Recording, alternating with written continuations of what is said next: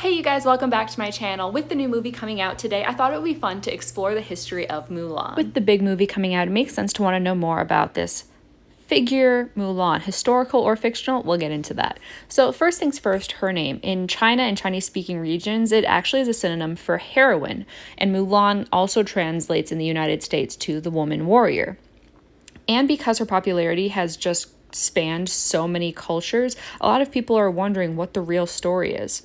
The first time that we even see the rough tale of Mulan is in a folk ballad that was told in the northern dynasties in China, so roughly about 386 to 581 AD. And it was called The Ballad of Mulan.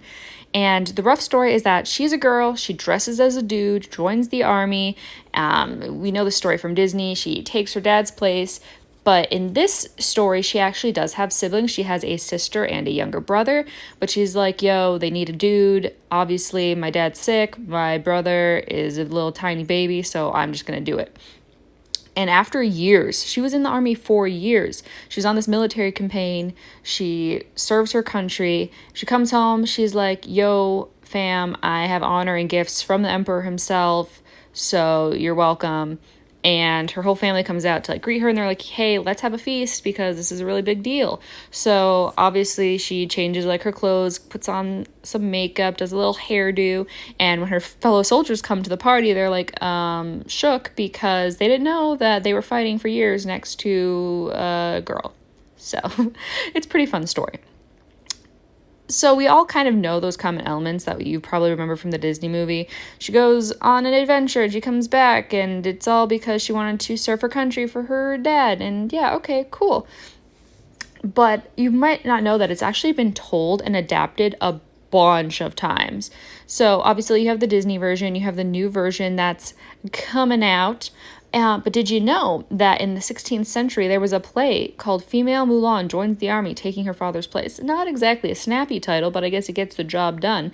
And in this one, she is a warrior maiden with bound feet. If you don't know what feet binding is, basically it's used where you take young girls' feet and you tightly wrap them, and this is to make the feet look dainty. So it is for aesthetic or beauty purposes. There are some beliefs that culturally and sociologically, it was to make sure that the woman couldn't run away from her husband. And that's a little dark, but that's what I learned in one of my AP history classes. Yeah, your girl knows things. But so that happens. And there's this big moment where she unbinds her feet and puts her feet into male shoes, which is a really cool image of freedom and female empowerment. But just know that that probably wouldn't have been possible because a lot of the times foot binding ends up breaking bones and you can't get your foot back to normal size. But anyway, so she joins the armies and then rebinds them after she gets back because she's like, okay, let's just pretend that never happened. And the play concludes with her wedding to her husband that her parents, picked for her. And she basically returns to the quote unquote rightful place for a young woman. So that's kind of messed up. So, that one's less female empowerment, but okay. Then there's a 17th century novel called The Historical Romance of the Sui and Tang Dynasties. This one's a little darker. Mulan expires herself after she gets home, and she reveals her gender identity so she can preserve her purity without defying an imperial order, summoning her to become a palace consort. So yeah, back then, it's the social norm of prioritizing a woman's purity and fidelity above everything else. So fortunately, there are some darker versions, but new versions are constantly coming out, and it's interesting to see more female empowerment themed stories, for sure. We definitely have gone on a journey. So is Mulan an actual person? People often want to know, is she real? Technically, no. We don't have the proof to say that she is an actual historical figure, but things get a little complicated because we know that the oral origin of the folk ballad, back then, people didn't write down stories. They would just tell them around a campfire. And because it has evolved so much, it's kind of hard to say. So if you look at the early versions, where you have poetry, drama, fiction, essays, in the 19th century, you had the gazetteers of the Grand Keen. And so these were like local events and people and everything.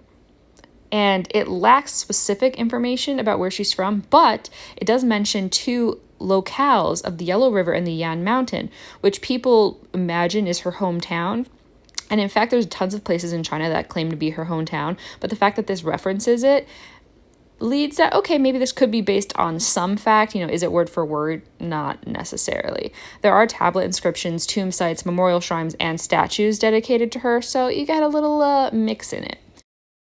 So how did it become so popular that America learned to love Mulan? Well, it wasn't until the 20th century, through Maxine Hong Kingston's The Woman Warrior, Memoirs of a Girlhood Among Ghosts, I know, intense, that she was introduced to people in the United States. So this book basically made her super famous in other countries in different translated editions, and it was definitely a milestone in American literature, especially Asian American literature, because it got awards, honors, and it's been taught in colleges and universities all over, and it also won the hearts of the people reading it.